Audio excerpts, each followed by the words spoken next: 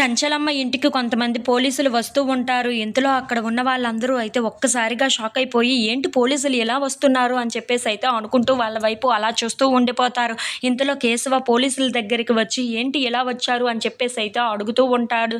ఆ మాటలు వినగానే అక్కడ ఉన్న పోలీసులు మాత్రం, చంచలమ్మ గారు పోలీస్ స్టేషన్‌కి వచ్చారు. చంటి వాళ్ళ అమ్మ సత్యవతిని నేనే నా కారుతో గుద్దేసి చంపేశాను. ఆ నేరం చేసింది నేనే. అందుకే నన్ను శిక్షించండి అని చెప్పేసి అయితే పోలీస్ స్టేషన్‌కి వచ్చి అడిగి మరీ పోలీస్ స్టేషన్‌లో కూర్చున్నారు అని చెప్పేసి అయితే అంటూ ఉంటాడు. ఆ మాటలు వినగానే అక్కడ ఉన్న సింధూర, చంటి, కేశవ వాళ్ళు అయితే ఒక్కసారిగా షాక్ అయిపోతూ ఉంటారు. ఇంతలో అక్కడ ఉన్న పోలీసులు మాత్రం, అవును ఆవిడే నేరుగా వచ్చి ఆవిడ చేసిన తప్పును ఆవిడే ఒప్పుకుంది. అలాగే పోలీస్ స్టేషన్‌లో కూడా ఇప్పుడు ఆవిడే కూర్చొని నేనే తప్పు చేశాను, నన్ను శిక్షించమని ఆవిడే కోరుతుంది. ఇప్పుడు మాకు ఏం చెయ్యాలో అర్థం కావటం లేదు. అందుకే మీరు కాస్త పోలీస్ స్టేషన్‌కి రావాలి అని చెప్పేసి అయితే అంటూ అక్కడ ఉన్న చంటిని, కేశవాని, సింధూరాని పోలీస్ స్టేషన్‌కి తీసుకొని వెళ్తూ ఉంటారు. ఇంతలో అక్కడ ఉన్న కేశవ ఇప్పుడు ఏం చెయ్యడానికి ఇక్కడికి తీసుకొని వచ్చారు అని చెప్పేసి అయితే పోలీస్ ఆఫీసర్‌ని అడుగుతూ ఉంటాడు.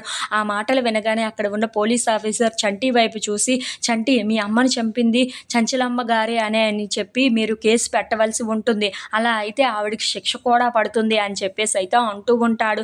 ఆ మాటలు వినగానే అక్కడ ఉన్న వాళ్ళందరూ అయితే ఒక్కసారిగా షాక్ అయిపోతూ ఉంటారు.